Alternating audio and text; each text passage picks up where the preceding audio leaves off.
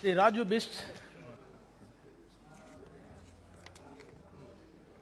आपका बहुत बहुत धन्यवाद सर, इस महत्वपूर्ण विषय पे आपने मुझे बोलने का समय दिया। और हमारे जैसे क्षेत्र विशेष करके दार्जिलिंग, कालिम्पोंग, सिलीगुड़ी के लिए और भी महत्व का विषय बन जाता है, क्योंकि हमारे क्षेत्र को पिछले 65 साल से ठगा गया है। हमारे कांग्रेस के साथी, यूपीए के साथी भी हमारे बीच में हैं। पता नहीं कारण क्या रहे होंगे, लेकिन यूपीए के समय में पॉलिसी कुछ ऐसी थी कि जो भी बॉर्डर रीजन है उसकी जो है डेवलपमेंट नहीं करनी, वही अपने आप एक राष्ट्रीय पॉलिसी उन्होंने बना रखी थी। पता नहीं उनके सलाहकार कौन थे। तो मैं आपसे ये भी निवेदन करता हूँ सर कि इस दार्जिलिंग क्षेत्र जो 4 इंटरनेशनल बॉर्डर से लगा हुआ क्षेत्र है, चाइना, भूटान, बांग्लादेश और नेपाल से लगता हुआ ये एरिया है, थोड़ा समय आप हमको ज़रूर अधिक दें। सबसे पहले तो मैं आदरणीय प्रधानमंत्री मोदी जी और नितिन गडकरी जी का बहुत आभार व्यक्त करता हूं कि आप लोगों के मार्गदर्शन में और लीडरशिप में पिछले 7 सालों से नॉर्थ ईस्ट जैसे क्षेत्र या बॉर्डर के जितने भी रीजन है, हिमालय रीजन में बहुत तेजी से विकास हो रहा है। और वो सब आंकड़े भी हमारे समक्ष उपस्थित है जो उसको सत्य करती है।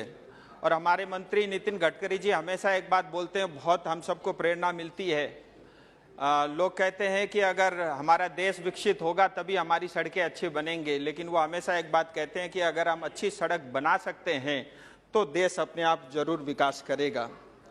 सर, जैसा कुछ सांसदों ने कहा कि अमेरिका के बाद दूसरा सबसे बड़ा विश्व का सड़क नेटवर्क भारत का है और 65% के आसपास जो है गुड्स का ट्रांसपोर्टेशन हम सड़क के माध्यम से करते हैं और आज भी 90% से ज़्यादा पैसेंजर जो है ट्रैफिक सड़क के माध्यम से ही होती है। 2013-14 तक जहां रोज 12 किलोमीटर की सड़क बनती थी, आज 37 किलोमीटर तक हम पहुंच गए हैं और पिछले 7 सालों में 300% से ज़्यादा की वृद्धि इसमें हुई है। अगर इसी तेज़ी से हम आगे बढ़े तो एक दिन हम अमेरिका को भी पीछे छोड़ देंगे। आप देखिए सर, 65 साल तक जब यूपीए या कांग्रेस का शासन रहा तो देश में करीब 90,000 किलोमीटर का नेशनल हाईवे था। आज 7 साल में बढ़ करके 1.5 लाख किलोमीटर का हो गया है।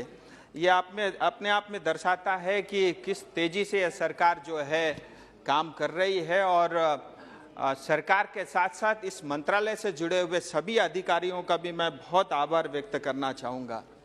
इतना ही नहीं sir, green environment, green technology को भी बढ़ावा दे रहे हैं जिससे कार्बन फुटप्रिंट कम हो।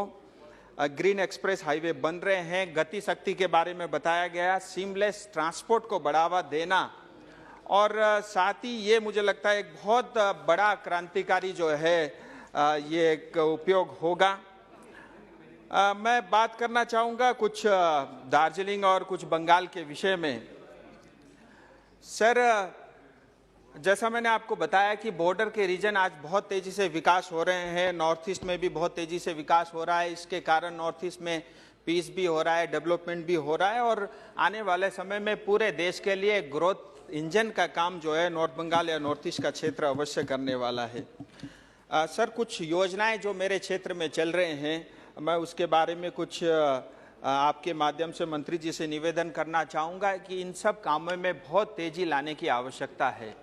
और इस विषय को रखने से पहले एक विषय मैं और आपके माध्यम से करना चाहूँगा कि करीब 1.5 लाख करोड़ के आसपास की योजनाओं के ऊपर में पश्चिम बंगाल में आज काम चल रहा है।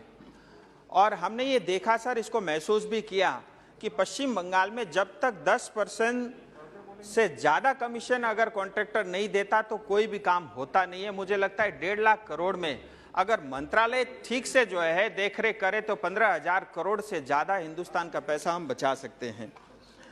सर, हमारे क्षेत्र में 717A जो कालिम्पोंग से होते हुए सिक्किम गैंगटोक तक जाता है, करीब 2400 करोड़ की योजना पे काम चल रही है और ये काम ठीक ठाक तरीके से चल रहा है, लेकिन मेरा ऐसा मानना है कि इसमें और तेज़ी लाया जा सकता है।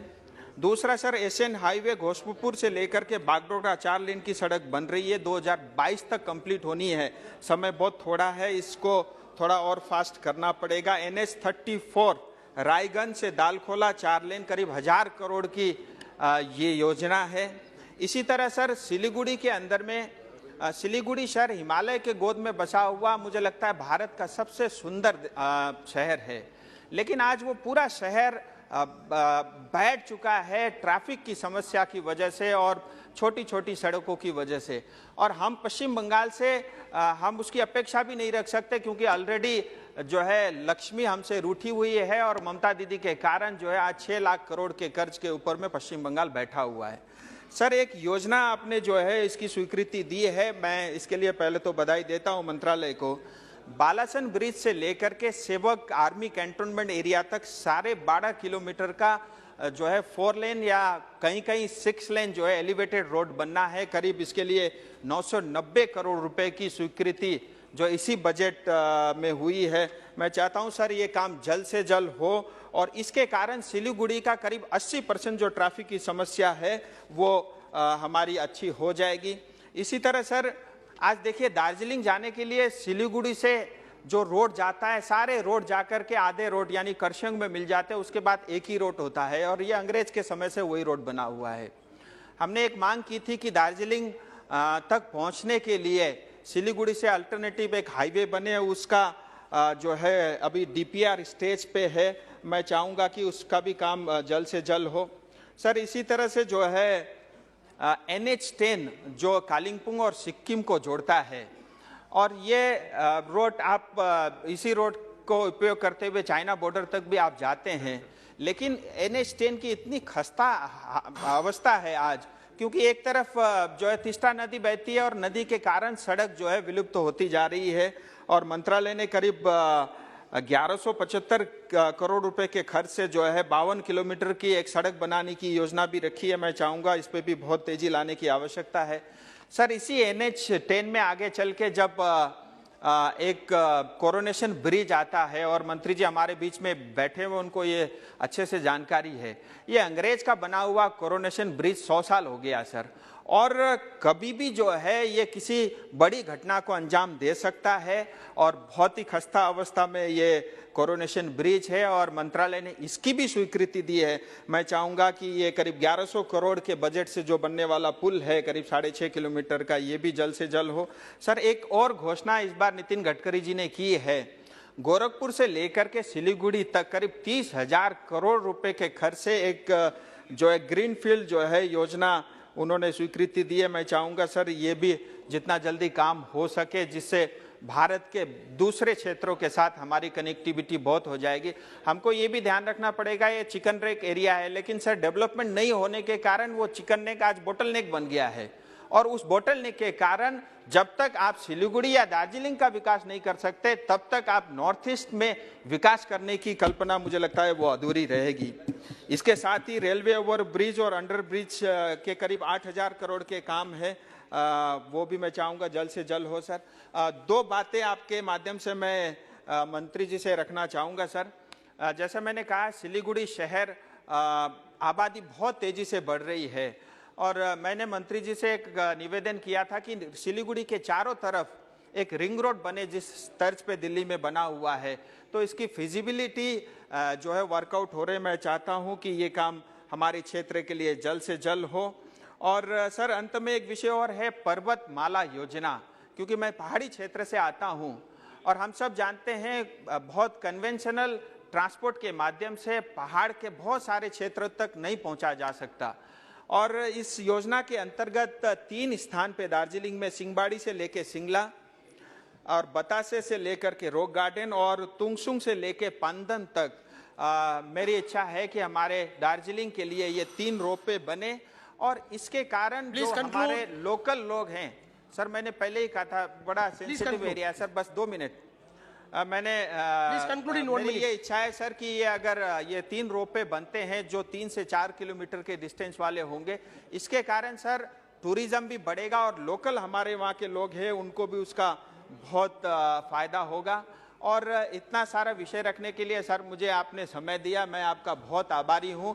मैं मंत्री जी से अंत में यही निवेदन करता हूँ सर कि खास करके पश्चिम बंगाल को लेकर के केंद्र सरकार से हमारी बहुत अपेक्षा है, क्योंकि हमारी सरकार जैसे हमारे अधीरदा भी यहाँ बैठे हुए हैं सर, कभी भी आज तक 3 साल होने के हैं कोई दिशा कमेटी की कोई मीटिंग नहीं हुई और कोई भी योजना जो पश्चिम बंगाल में केंद्र सरकार के पैसे से होती है उसकी जानकारी सांसदों को नहीं होती।